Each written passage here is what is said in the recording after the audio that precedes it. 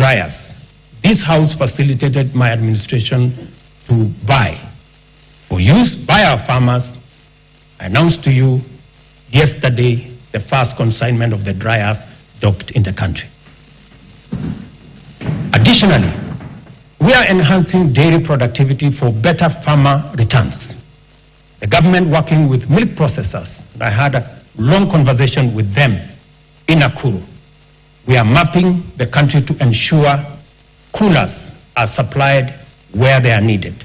Soon, farmers will be paid based on milk quality, boosting incomes, and they can also enjoy global market access. Our reforms in the coffee sector are bearing fruit, with our farmers set to earn 4 times advance pay for their crop, from a low of 20 to now Kenya shillings 80, following the allocation of Kenya shillings 4 billion from the Coffee Cherry Fund that was ably facilitated by this House. Coffee reforms regulations will give farmers the necessary representation and weight at the national coffee auction. It is my intention to make sure that the auction operates with farmers at the center of it. These measures are expected to aid ongoing efforts, including expanding production to new counties and double coffee output in the next 4 years. The government of Kenya is currently restructuring public sugar mills, expediting the leasing of 5 companies for rehabilitation and expansion to boost industry competitiveness before the commercial sugar safeguards expire. The objective includes creating a competitive sector, raising farmer incomes, and enhancing productivity.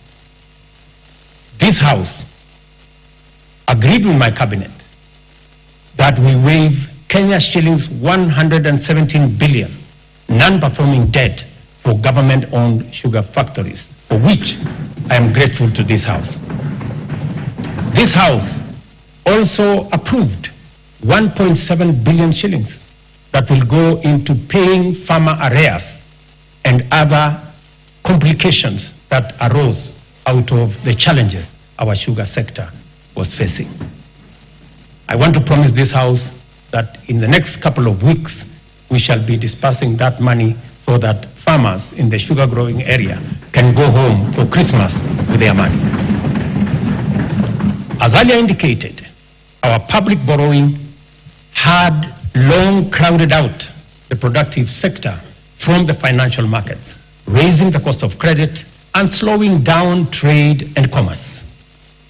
As I told Kenyans on my first day in office, times were difficult and many people are struggling, and necessary and effective sustainable solutions were urgently needed.